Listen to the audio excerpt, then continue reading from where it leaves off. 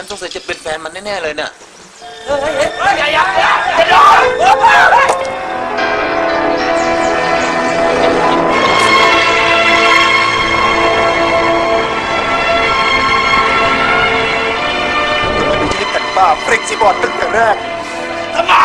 ฟ้าแตกเป็นเรื่องใหญ่ We have just witnessed the tragic but ironically sweet death of a house gecko couple. In memory of this couple, let us trace back their significant stages in life. We shall now intrude their personal and intimate moments as a couple. House gecko, also known by the scientific name Hemidactylus frenatus, is a sexually reproducing oviparous reptile. Mating includes a short courtship during which males repeatedly touch the female with its snout and may bite and hold her by the neck.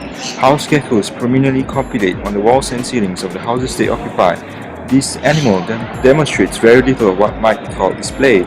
The male approaches the female with head and body low and tail waving. He may lick her briefly or merely pounce and bite, finally securing a neck hold. If the female does not move off, the male will grab the skin of her nape and copulate. Upon successful mating, fertilized egg takes about 40 to 60 days to hatch. Here we see the hatching of a house gecko egg. The bearing of offsprings could have taken place if not for the death of the couple. This death of the couple is such a waste, especially when the males have gone through so much trouble to get the female.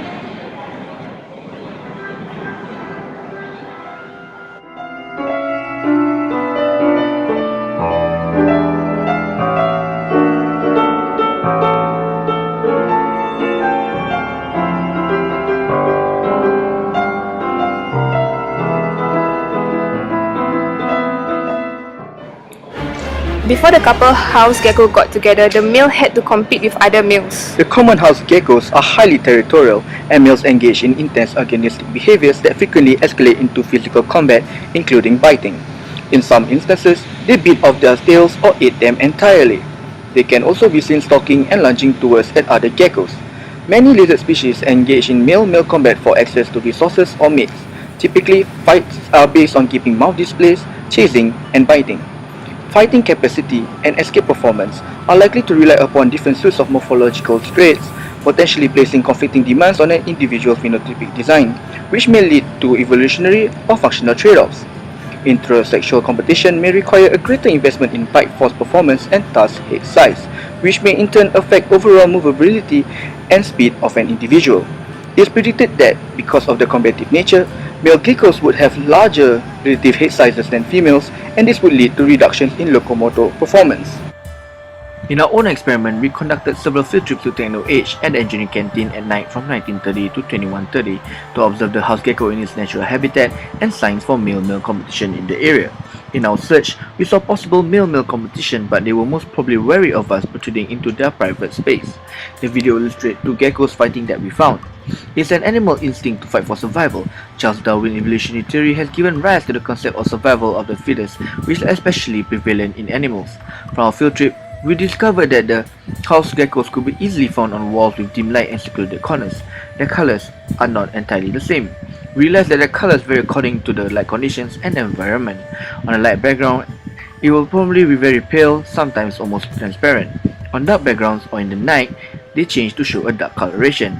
They may be grey or light brown to beige with greenish iridescence and white underside. One unique observation that we got from our field trip was that the house gecko could easily lose their tails without affecting themselves in any way.